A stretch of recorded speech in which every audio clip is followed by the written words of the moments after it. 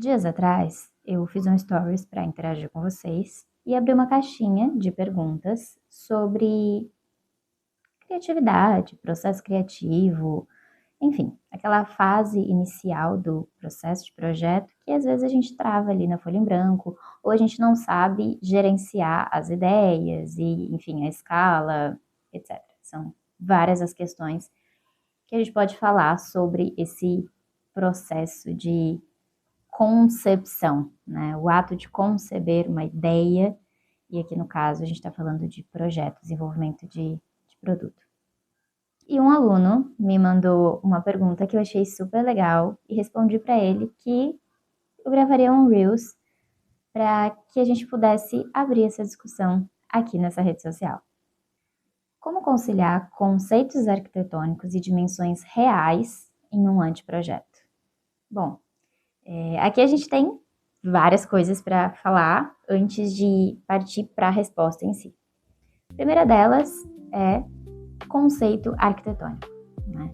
Então, para quem projeta, para os estudantes, para os profissionais que estão aqui no perfil, todo mundo sabe que a gente precisa de referências, né? A gente precisa estudar o cliente e buscar referências para projetar, para trazer um produto, uma ideia, enfim.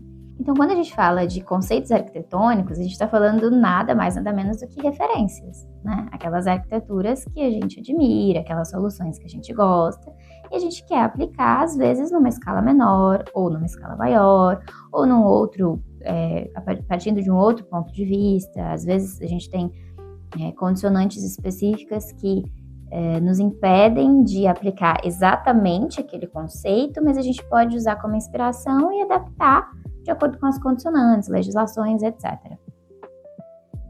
E quando a gente fala de dimensões reais num anteprojeto, a gente está dizendo que a escala 1:1 da arquitetura é imensa.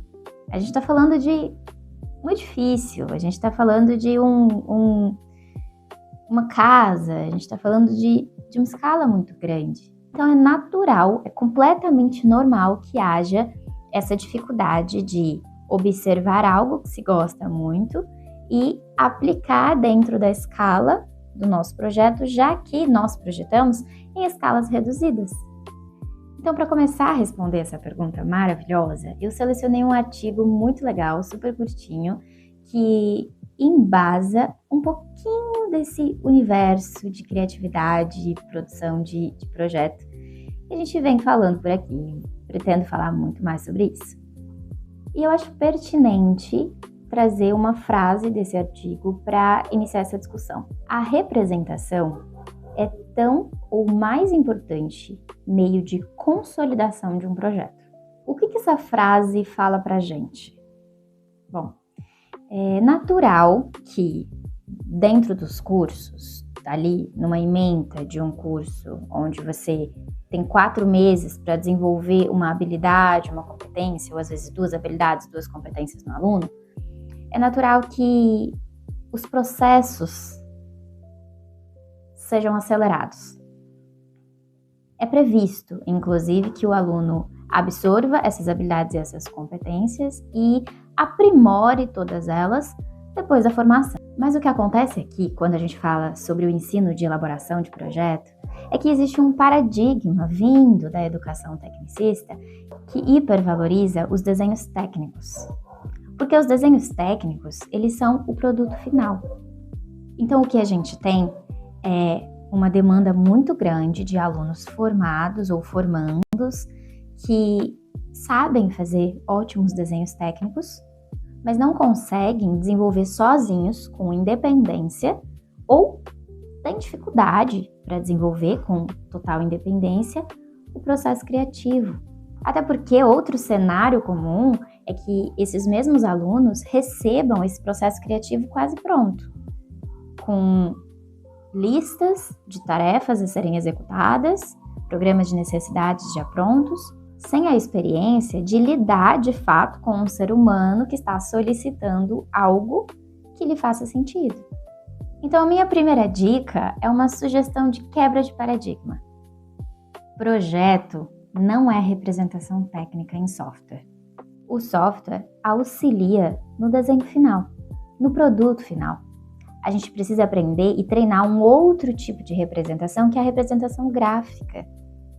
É aquela que a gente utiliza quando aprende a fazer perspectivas, quando aprende a fazer desenho de observação, quando faz um estudo de caso bem feito. Aprender a representar graficamente é sobre comunicação.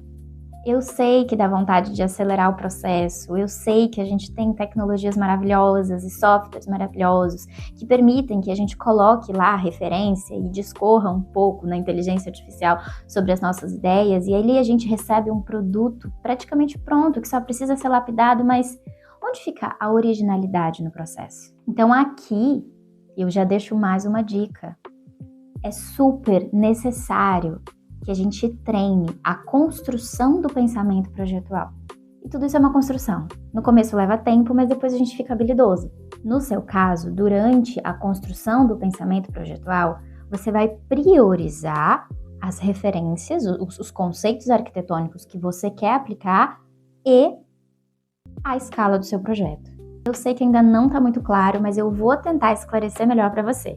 Buscando o contexto histórico da nossa profissão, antes de desenho técnico existia o desenho industrial. E o desenho industrial foi renomeado para design. E aí nós temos o design de produto, nós temos o profissional designer que projeta. Perto do século XVIII, o conceito de protótipo passou a fazer parte das metodologias de ensino. Então, o protótipo passou a fazer parte da construção do pensamento projetual. Você já sabe onde eu quero chegar, né? Quando a gente projeta numa escala menor, a gente tem menos dificuldade de observação. Na verdade, a gente tem total facilidade para observar de cima, de todos os ângulos. E esse é um processo natural de experimentação. Ele acontece, inclusive, em outras profissões. Assim a gente consegue fazer a verificação de erros e de acertos também. Na gastronomia, por exemplo. Antes de colocar uma receita, um prato para vender, a gente testa em versões menores, com investimento menor, para entender se aquilo vai fazer sentido. Por que na arquitetura seria diferente? Por que na área de edificações seria diferente? Isso existe no design de produto, na indústria automotiva, indústria da moda. Os protótipos, eles existem para que a gente consiga fazer essa conciliação de referência com a escala real do projeto. Então, a gente reduz essa escala e vai aplicando as referências de acordo com a nossa criatividade, de acordo com o que a gente deseja realizar ali, para entender o que faz sentido e o que não faz. Você percebe a correlação com uso e comercialização? Ou comercialização e uso? Se a gente quiser falar de metodologia, já que todo projeto precisa ter uma metodologia de projeto, é interessante citar a Bauhaus. Acontece que ela foi a primeira instituição a aplicar os princípios de protótipo. E eles trataram isso como um princípio pedagógico, sabe? Eles nomearam como uma parte do processo de formação do artista artesão.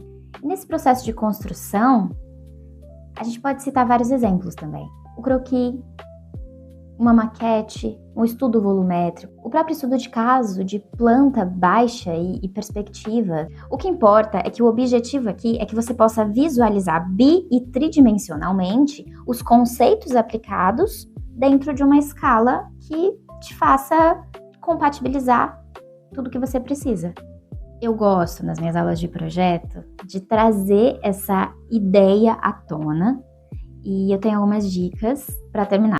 Eu não gosto de apagar os meus croquis. Eu gosto de desenhar um croquis e a partir dele ir repetindo esse croquis com outras modificações, até para criar um contexto, né? Como começou, como vai ficar no final.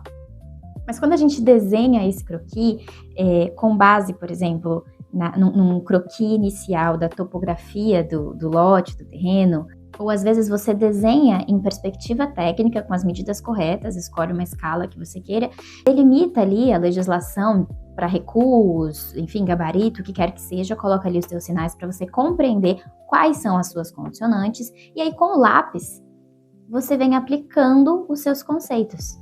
Perceba que eu não estou falando de software, eu não estou falando de computador, de telas, porque esse é o grande vilão que faz com que a gente queira acelerar o processo criativo e pule etapas essenciais. Já que eu vou trabalhar ali com lápis para os modificáveis, as condicionantes que são fixas, eu vou manter a caneta. Quando o croquis fica interessante, eu parto para modeláveis. Então, argila, massinha, papelão, o que quer que seja, a gente vai modelar esse croquis de uma maneira despretensiosa, só para entender, começar a estudar esse volume. Eu chamo isso de estudo volumétrico. E se você quiser fazer um estudo mais profundo, você vai separar em setores, considerar os acessos previstos ali e as circulações. Agora, para concluir, por que a gente não deve pular essa etapa tão importante, a etapa criativa, né, do projeto e já passar para os desenhos virtuais? Lembra que eu falei sobre o processo de projeto? Ele precisa ter uma estrutura sólida e segura para que a gente possa desenvolver. E ainda nesse contexto, o desenho à mão livre significa a gênese do projeto, a expressão gráfica, a ideia. O artigo que serviu como base para a construção desse conteúdo se chama As Ferramentas de Design no Projeto, de João Carlos e José Carlos Plácido da Silva. Eu quero terminar lendo um trechinho desse artigo para vocês entenderem melhor o que eu estou querendo dizer aqui. A facilidade do desenvolvimento de um modelo tridimensional e a existência no mercado de muitos arquivos prontos e disponibilizados com ampla facilidade de acesso tem diminuído sensivelmente a capacidade criativa na busca de soluções originais para os objetos projetados. Muitos desses softwares têm limitações e muitas das vezes os designers se submetem a um domínio raso e grosseiro para a solução rápida do seu projeto. Lembra que eu falei sobre educação tecnicista? Muitas vezes esses projetos ficam aquém dos estabelecidos em sketches. Então a ideia a gente tem na mão. Para fazer essa conciliação entre os ideais e as referências e a escala, a gente precisa de uma caneta, de um lápis, o que quer que seja, e utilizar todas aquelas ferramentas que nós aprendemos, vocês e nós aprendemos, nas aulas de desenho, expressão, plástica, perspectivas. Sou Elaine Lima, arquiteta, pós-graduada em psicoarquitetura, professora de elaboração de projeto técnico, e eu estou desenvolvendo um curso especificamente para esclarecer esse tipo de dúvida. Se você quer saber mais sobre esse tipo de conteúdo, me manda perguntas por aqui. Se você tem alguma coisa para acrescentar, fica à vontade. Faz muito sentido para mim fazer projetos cada vez mais conscientes, cada vez mais associados ao que os nossos clientes realmente precisam. Fica aqui comigo, vamos continuar essa conversa?